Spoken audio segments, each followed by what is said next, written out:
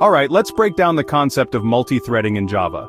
It might sound intimidating at first, but trust me, it's a powerful tool that can significantly improve the performance and responsiveness of your applications. We're going to take it step by step, so by the end of this you'll have a solid understanding of what it is and how to use it effectively. To understand multi-threading, let's use a simple analogy. Imagine a bustling kitchen in a busy restaurant. Now picture a scenario where one single cook is responsible for doing absolutely everything, one task at a time. Chop vegetables, then boil the pasta, and finally fry the fish. Each action has to wait for the previous one to finish. That's the essence of single-threaded execution. It's simple, but not very efficient when you have multiple orders coming in. But what if instead you have multiple cooks working together in the kitchen? Each cook can handle a specific task at the same time as the others, leading to faster completion of orders. That's multi-threading in action. Different tasks are executed concurrently, maximizing efficiency. Now let's translate this to computer terms. Think of a program as a process, the entire kitchen operation. It's the container for everything that's happening. Each thread is like a cook in that kitchen, the smallest independent unit of execution within that process. It's the individual worker carrying out a specific task. So, multi-threading simply means that a single process, your program, can have multiple threads running together simultaneously, working on different parts of the program at the same time. These threads all share the same resources, like memory and other system resources, within the process. This resource sharing is what allows multi-threading to boost efficiency and overall performance. By dividing tasks among multiple threads, you can get more done in less time. However, this shared access to resources also introduces complexity. It needs careful management to avoid potential problems like race conditions and deadlocks, which can lead to unexpected bugs and application crashes. So, why does all of this matter in the real world of application development? The key benefit is responsiveness. Imagine if one part of your program is busy performing a long and complex calculation. With multi-threading, other parts of the application can still respond to user input and continue functioning normally. Your user interface won't freeze up or become unresponsive, providing a much better user experience. Furthermore, multi-threading allows your program to make better use of available CPU cores, distributing the workload and maximizing processing power. And the beauty of it is that even on a single-core CPU, where true parallelism isn't possible, multi-threading creates the illusion of parallelism by rapidly switching between threads, giving the impression that they are running simultaneously. This is what we call concurrency. Java provides excellent support for multi-threading, making it relatively easier to implement compared to some other languages. This has become even more streamlined and powerful, especially since the introduction of features in Java 8, with features like the package, which provides high-level utilities that greatly simplify thread management and synchronization. In this course, we'll start with the fundamental concepts and gradually build up to more advanced techniques for pro-level thread handling. So stick with me as we unravel the intricacies of Java multi-threading and demystify the complexities involved. It's a journey that's definitely worth taking, as the benefits of mastering multi-threading are substantial. By the end of this, you'll have the knowledge and skills to make your Java program significantly faster, more responsive, and more efficient. So, are you ready to take the plunge and unlock the power of multi-threading? Let's dive in and get started. Remember, multi-threading isn't just about making your programs run faster. It's about working smarter, not harder, and creating applications that provide a seamless and responsive experience for your users. Why should you care about multi-threading in Java? It might seem like an advanced topic, something you can put off until later. But understanding and utilizing multi-threading is crucial for building robust and efficient applications in today's world, because Java was built for concurrency from the start. From its early days, Java recognized the importance of handling multiple tasks simultaneously. This foresight is deeply embedded in the language's design. It has built-in support for threads, making the creation and management of concurrent operations a fundamental part of the Java experience, making it easier to create and manage them. This built-in support simplifies the process, allowing developers to focus on the logic of their concurrent tasks rather than the complexities of thread management. Modern apps, web servers, games, simulations, demand multi-threading to handle many tasks at once. They need to juggle user input, network requests, data processing, and graphical updates, all seemingly simultaneously. Without it, users would be stuck waiting in line and performance would suffer. Imagine a web server handling only one request at a time. The internet would grind to a halt. Multithreading lets your program use all CPU cores, boosting speed and efficiency.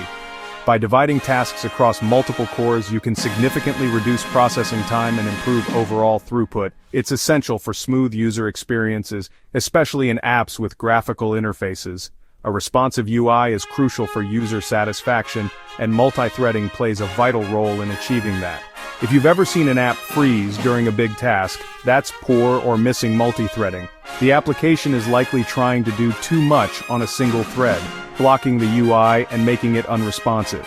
Offloading heavy work to background threads keeps your UI responsive. This ensures that the user can continue interacting with the application while the background task completes. In short, multithreading is key for fast, modern, user-friendly Java applications. It's not just a nice-to-have, it's a fundamental requirement for building applications that can meet the demands of today's users and hardware. You use multi-threaded apps every day. Word processors check spelling and autosave while you type. Web browsers load multiple tabs, play videos, and download files all at once thanks to threads. E-commerce sites handle thousands of users shopping simultaneously by running many threads on their servers. Your phone's apps update feeds, play music, and send notifications in the background, all powered by multi-threading. Even the operating system uses threads to juggle apps and processes. Multi-threading isn't just theory, it's the magic behind the smooth multitasking software you rely on. It's everywhere, making your digital life seamless. Before Java 8, writing multi-threaded code meant lots of boilerplate anonymous inner classes for every task. Java 8 changed the game with Lambda expressions, letting you write concise, readable thread code. Now, a runnable can be a single line, not a whole block. The Streams API brought parallel streams, making it easy to process data concurrently. Just call .parallelstream, and Java splits the work across threads. Completable Future, also new in Java 8, lets you chain and combine async tasks without blocking. These features make concurrent programming in Java cleaner, safer, and more approachable. Java 8 made threading much less tricky. Alright, let's shift gears and get practical. We're going to dive into the world of threads, runnables, and the powerful executor service in Java. These are the fundamental building blocks for achieving concurrency and parallelism in your applications. Understanding them is crucial for writing efficient and responsive software, especially when dealing with tasks that can be executed independently. The thread class in Java provides a direct way to run code in parallel. It allows you to create and manage individual threads of execution within your application. However, while the thread class offers a basic level of concurrency, it's quite basic and doesn't offer much flexibility when it comes to managing multiple threads or complex execution scenarios. It puts the onus on you to handle thread creation, lifecycle, and synchronization, which can quickly become cumbersome and error-prone. The runnable interface offers a better approach. It's a more flexible and maintainable way to define tasks that can be executed concurrently. The key advantage of using runnable is that it promotes separation of concerns. It cleanly separates your task, the specific unit of work you want to perform, from the thread itself, the execution context in which the task runs. This separation leads to more modular, testable, and reusable code. But even with runnable, manually creating and managing a large number of threads can quickly become inefficient and resource-intensive. Each thread consumes system resources, and excessive thread creation can lead to performance bottlenecks and even system instability. That's where the executor service comes in.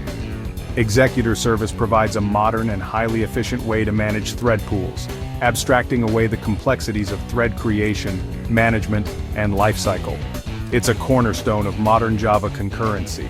With executor service, you simply submit tasks which can be instances of runnable or callable to the service. Callable is similar to runnable but allows the task to return a result. The executor service then takes care of all the underlying thread management for you, automatically assigning tasks to available threads and handling their execution. This approach significantly boosts performance by reusing threads from the pool, avoiding the overhead of creating new threads for each task. Furthermore, executor service gives you fine-grained control over how many threads run concurrently, allowing you to optimize resource utilization and prevent your application from overwhelming the system. You can configure the maximum number of threads in the pool to match your specific needs and hardware capabilities. You have the flexibility to choose from different types of thread pools, including fixed-size thread pools or dynamic cached thread pools that automatically adjust the number of threads based on the workload, allowing you to adapt to varying demands. By leveraging Executor Service, you can build code that is not only more robust but also highly scalable, capable of handling increasing workloads without sacrificing performance or stability. Ultimately, it hides away the messy and complex details of low-level thread management, providing a clean and simplified concurrency model. This allows you to focus on what truly matters, implementing your business logic and defining your tasks, and let the Executor Service seamlessly handle the rest of the concurrency management behind the scenes. Lambdas make threading code in Java 8 much simpler. Instead of bulky anonymous classes, you write concise, readable tasks. Less code means fewer bugs and easier maintenance. Lambdas let you pass logic directly to methods like ExecutorService.submit. This style is now standard in modern Java apps. Your concurrent code becomes more expressive and clear. Lambdas and Executor Service together make threading elegant and efficient. Time for code. Let's create a simple thread using Runnable and a Lambda. This thread prints numbers 1 to 5, pausing between each. Runnable task =, string name =thread, current thread, get name, for int I =1, I =5, I++, system out println, name plus printing plus I, thread.sleep 500. Thread myThread =new thread task mySimpleThread. myThread.start. The main thread continues while this runs in parallel. Now, let's use Executor Service for multiple tasks. Executor Service Executor =executors.new fixed thread pool 2. Executor.submit, Executor.submit. Executor.submit. Executor.shutdown. Executor.await termination, 60 time unit.seconds. This manages tasks with a thread pool, reusing threads efficiently. Always shut down the executor to end your program cleanly. These examples are your starting point for Java multithreading. Multithreading is powerful, but watch out for race conditions. When threads update shared data at the same time, results can be wrong. For example, 2 threads incrementing a counter can lose updates if not coordinated. Java's synchronized keyword lets only one thread access critical code at a time, like locking a room. But overusing synchronized can slow things down or cause deadlocks, threads waiting forever for each other. Avoid deadlocks by always locking resources in the same order. For simple cases, use atomic classes like atomic integer for thread-safe operations without locks. Java's concurrency tools help you dodge these pitfalls. Careful design keeps your multi-threaded code safe and efficient. Multithreading makes Java apps faster, more responsive, and able to handle many tasks at once. Java 8's Lambdas and Executor Service make concurrent code cleaner and easier. Use Executor Service instead of manual threads for better control and efficiency. Prefer Lambdas for concise, readable tasks. Always protect shared data. Understand race conditions and use synchronization or atomic variables wisely. Start simple, practice, and build up your skills. Explore advanced tools like Completable Future as you grow. The more you practice, the more confident you'll be. Multithreading is a core skill for modern Java developers. Happy threading. Go build something amazing.